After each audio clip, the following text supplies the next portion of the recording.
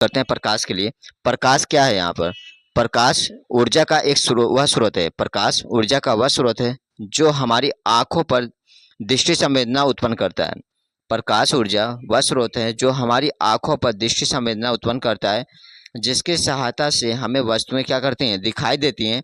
यह जब प्रकाश किसी वस्तु पर आपतित होता है तो वह परावर्तित होकर हमारी आंखों तक क्या करता है, पहुंचाता है, जिसके फलस्वरूप वस्तुएं हमें दिखाई देती हैं। यहाँ पर जिसके फलस्वरूप वस्तुएं क्या करती हैं, हमें दिखाई देती हैं, उसे क्या कहते हैं, प्रकाश कहते हैं। यहाँ पर प्रकाश के गुण के बारे में बात करते हैं। यहाँ पर प्रकाश का गुण क्या होता है, यहाँ पर उसके बारे में देख लेते हैं। यहाँ पर प्रकाश स्वयं अदृश्य होता है। प्रकाश क्या होता है, स्वयं अदृश्य होता है, परंतु इसकी उपस्थिति से वस्तुएं क्या करती हैं, दिखाई देती हैं। इसकी उपस्थिति से क्या होता है, वस्तुएं हमें दिखाई देती हैं। और यहाँ बात करते हैं, दूसरे पॉइंट में बात करते हैं। यहाँ पर चमकदार पृष्ठों से प्रकाश परावर्तित हो जाता है। चमकदार पृष्ठों से प्रकाश क्या होता है, परावर्तित हो जाता है। थर्ड पॉइंट में बात करते हैं, साधारणतः प्रकाश सीधी रेखा में गमन करता है। साधारणतः प्रकाश सीधी रेखा में गमन करता है। चौथे पॉइंट में बात करते हैं, यहाँ पर प्रकाश जब एक माध्यम से दूसरे माध्यम में प्रवेश करता है तो अपने मार्ग से क्या हो जाता है, विचलित हो जाता है। प्रकाश जब एक माध्यम से दूसरे माध्यम में प्रवेश करता है तो अपने मार्ग से क्या हो जाता है, विचलित हो जाता है। यहाँ पर उसके बारे में यहाँ पर बताया गया है, विचलित हो जाता है। और जिसका जो दृश्य प्रकाश का तरंग होता है 4000 एंगस्ट्रॉम से लेकर 8000 एंगस्ट्रॉम तक होता है। यहाँ पर इसके बारे में यहाँ पर बताया गया है। बात करते हैं प्रकाश का परावर्तन क्या होता है। प्रकाश का परावर्तन, जो प्रकाश का परावर्तन होता है, जब प्रकाश किसी चिकने एवं चमकदार सतह से आपतित होकर पुनः उसी माध्यम में वापस लौट जाता है, पुनः उसी माध्यम में वापस लौट जाता है, तो इस घटना को क्या कहते हैं, प्रकाश का परावर्तन कहते हैं। प्रकाश के परावर्तन के दो नियम होते हैं। कौन से नियम होते हैं? आपतन कोण परावर्तन कोण के सदैव क्या होता है, बराबर होता है। परावर्तन कोण आपतन कोण परावर्तन कोण के मान के सदैव क्या होता है, बराबर होता है। और यहाँ बताया गया है, जो आपतित किरण होता है, जो आपतित किरण, परावर्तित किरण, आपतन बिंदु, अभिलंब, तीनों क्या होते हैं, एक ही तल पे होते हैं। यहाँ पर चित्र में बात करते हैं। यहाँ पर इसके चित्र में देखते हैं, आपतित किरण, अपरावर्तित किरण और अभिलंब तीनों क्या होते हैं, एक ही तल पे होते हैं। आपतित किरण, अभिलंब, परावर्तित किरण तीनों क्या होते हैं, यहाँ पर एक ही तल पे होते हैं। यहाँ पर इसके बारे में यहाँ पर बताया गया है। अब बात करते हैं यहाँ पर दर्पण के लिए। दर्पण के लिए यहाँ पर क्या होगा, मिरर इसे कहते हैं। यहाँ पर यदि किसी चिकने पारदर्शी माध्यम में एक पृष्ठ पर कलई अथवा लाल ऑक्साइड की लेप करके दूसरे पृष्ठ पर परावर्तक पृष्ठ बना दिया जाता है तो इस निकाय को क्या कहते हैं, दर्पण कहते हैं। यहाँ पर इसे पुनः डिफिनेशन को रिपीट करते हैं।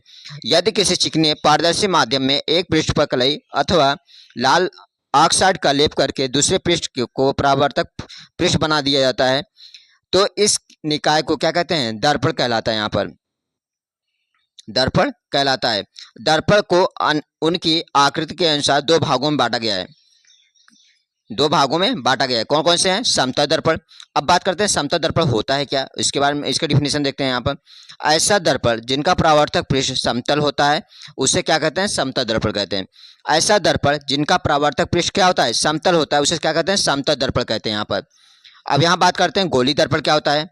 गोली दर्पण डिफिनेशन को देखते हैं। यहाँ पर यदि किसी कांच के खोखले गोले को काटकर उसके एक पृष्ठ पर पालिश या कलई कर किया जाए तो प्राप्त दर्पण गोली दर्पण कहलाता है। यहाँ पर गोली दर्पण दो प्रकार का होता है। अवतल दर्पण, अवतल दर्पण की बात करते हैं। यहाँ पर वह गोली दर्पण जिसके उभरे भाग पर पालिश या कलई किया होता है अवतल दर्पण कहलाता है। इस दर्पण को अभिसारी दर्पण भी कहते हैं क्योंकि यह अनंत प्रकाश किरणों को क्या करता है, सिकोड़ता है। यहाँ पर उसके बारे में बताया गया है। यहाँ पर यह क्या होता है, परावर्तक पृष्ठ होता है, पालिश किया हुआ भाग होता है। यहाँ पर पालिश किया हुआ भाग होता है। अब बात करते हैं उत्तर दर्पण के लिए। उत्तर दर्पण वह गोली दर्पण जिसके गहरे भाग पर कलई या पालिश किया होता है उसे क्या कहते हैं, उत्तर दर्पण कहते हैं। इस दर्पण को अभिसारी दर्पण भी कहते हैं क्योंकि यह अनंत से आने वाले प्रकाश किरणों क्या करता है, फैलाता है। यहाँ पर इसके बारे में यहाँ पर बताया गया। ये पालिश किया हुआ भाग होता है, ये क्या होता है, परावर्तक पृष्ठ होता है। यहाँ पर इसके बारे में यहाँ पर बताया गया है। अब बात करते हैं यहाँ पर दर्पण से संबंधित कुछ मुख्य विशेषताएं, दर्पण से संबंधित कुछ मुख्य परिभाषाएं यहाँ पर। अब बात करते हैं दर्पण का ध्रुव क्या होता है, उसके बारे में बात कर लेते हैं। गोली दर्पण के परावर्तक पृष्ठ के मध्य बिंदु को दर्पण का ध्रुव कहते हैं। यहाँ पर इसे पीछे प्रदर्शित करते हैं। यहाँ पर वक्रता केंद्र, वक्रता केंद्र के बारे में बात करते हैं। यहाँ पर गोली दर्पण जिस खोखले गोले का भाग होता है, गोली दर्पण का जिस खोखले गोले का भाग होता है उस गोले के केंद्र को दर्पण का वक्ता केंद्र कहते हैं, इसे सी से प्रदर्शित करते हैं। यहाँ पर वक्ता त्रिज्या की बात करते हैं। यहाँ पर गोली दर्पण जिस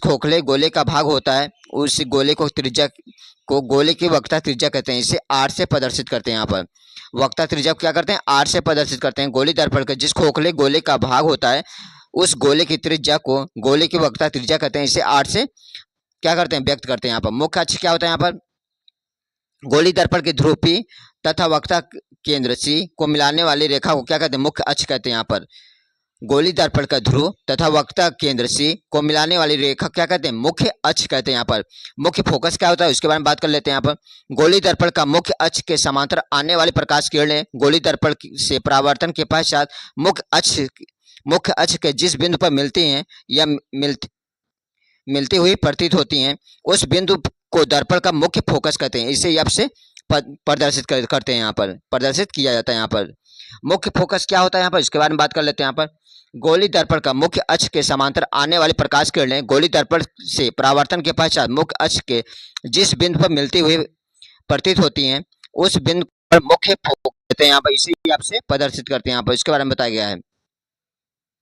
फोकस दूरी गोली दर्पण का ध्रुव पी और मुख्य फोकस एफ के बीच की दूरी को क्या कहते हैं, फोकस दूरी कहते हैं। यहाँ पर इसे एफ से दर्शाते हैं।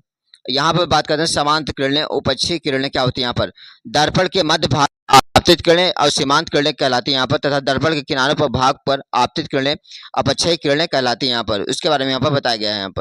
यहाँ पर चिन्ह परिपाटी के यहाँ नियम दिए गए हैं, उसको देख लीजिए। और दर्पण फोकस दूरी वक्ता त्रिज्या में संबंध क्या होता है उसको देख लेते हैं। यहाँ पर दर्पण की फोकस दूरी एवं वक्ता त्रिज्या में संबंध क्या होता है, मुख्य अक्ष के समांतर पी आपतित किरणें परावर्तन के पश्चात फोकस जब से गुजरती हैं तो यहाँ सीपी दर्पण के बिंदु पी पर अभिलंब है तथा परावर्तन का नियम आपतन कोण परावर्तन कोण क्या होता है, बराबर होता है। यहाँ पर उसके बारे में यहाँ पर बताया गया है। यहाँ पर इसको यहाँ पर हल कर लेना है। यहाँ पर अवतल दर्पण के लिए सूत्र यहाँ पर निकाला गया है। यहाँ पर ये सूत्र इसका निकल के आया है। यहाँ पर 1/u प्लस 1/v प्लस यहाँ बराबर 1/f, ये सूत्र निकल के आया है। यहाँ पर अब बात करते हैं रेखीय आवर्धन क्या होता है, इसके बारे में बात कर लेते हैं। यहाँ पर किसी दर्पण द्वारा बने प्रतिबिंब की लंबाई एवं वस्तु की लंबाई के अनुपात को रेखीय आवर्धन कहते हैं, इसे एम से प्रदर्शित करते हैं। एम बराबर प्रतिबिंब की ऊंचाई अपान वस्तु की ऊंचाई होता है। यहाँ पर उसके बारे में यहाँ पर बताया गया रेखीय आवर्धन के लिए। यहाँ पर अब गोली दर्पण द्वारा प्रतिबिंब बनना, यहाँ पर इसको अगले वीडियो में कवर करा देंगे, ज़्यादा लंबा वीडियो हो जाएगा। अपने वीडियो को हम यहीं समाप्त करते हैं। थैंक यू, जय हिंद।